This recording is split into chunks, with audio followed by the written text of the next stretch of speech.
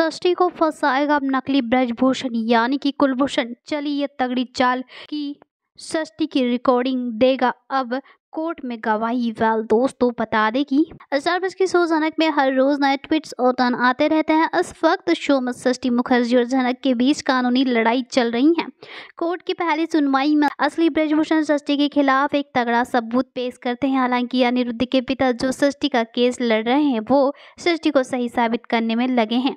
बाद इस लड़ाई में नकली ब्रजभूषण का नाम भी आता नजर आ रहा है, यानी कि कुलभूषण का। अब खुद को बचाने के लिए नकली ब्रजभूषण कुलभूषण षष्ठी के खिलाफ ही चाल चलने लगेगा, क्योंकि वहां अपने भाई की नज़रों में और झनक की नज़रों में अच्छा बनने की कोशिश करेगा और षष्ठी को एक बार फिर फंसाएगा। जी हाँ, लेकिन षष्ठी को इस बारे में कुछ पता नहीं होगा। आने वाले एपिसोड में आप देखेंगे कि षष्ठी नकली ब्रजभूषण से मिलने पहुंचेगी।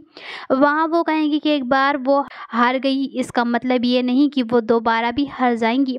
इस पर नकली ब्रजभूषण कहेंगे कि झनक तुम्हारी बेटी है। जवाब में षष्ठी कहेंगे कि हाँ, वो उसकी बेटी है, उसे बस उसने कोख में पाला था, लेकिन उसके बाद उसे वो छोड़कर चली गई थी।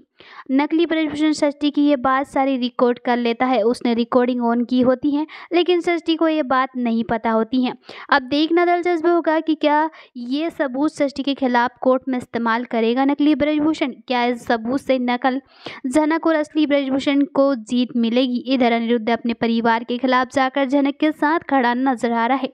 हालांकि झनक अनिरुद्ध को बार बार अपने से दूर कर रही है, वो उसके प्यार को भी कबूल नहीं कर रही है। वो कहती नजर आ रही कि उसे अर्शी के साथ अपनी ज़िंदगी की नई शुरुआत कर लेनी चाहिए, लेकिन अनिरुद्ध नहीं मान रहा है। अनिरुद्ध ने अपने माता पिता के खिलाफ जाकर झनक का साथ दिया है। इस बात से अनिरुद्ध के पिता बहुत नाराज़ हैं। अनिरुद्ध अपने पिता की नाराज़गी पर भी ध्यान नहीं दे रहा है। वो उनसे कहेगा कि उन्हें अपना पिता कहने में भी शर्म आ रही है, क्योंकि वो झूठ को सच साबित करने पर तुले हुए हैं और एक गुनहगार को बचाते नजर आ रहे हैं। वो कहेगा कि वो गलत का साथ दे रहे हैं और वो कभी भी गलत का साथ नहीं देगा, वो सच्चाई का साथ देगा। अर्शी भी अनिरुद्ध पर बरसेंगी, लेकिन अनिरुद्ध उसको भी शांत करा देगा और उससे कहेगा कि तुम जाना चाहती हो इस घर को छोड़कर तो जा सकती हो।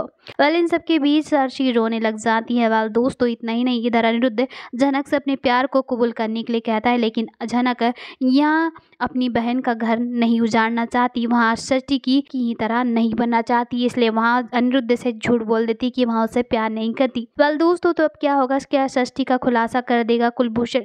क्या दे देगा गवाही? क्या रिकॉर्डिंग दे देगा कोर्ट को? तो दोस्तों, क्या होगा आने वाले ट्रैक में जानने के लिए जुड़े रहे हमारे चैनल के साथ। Thanks for watching.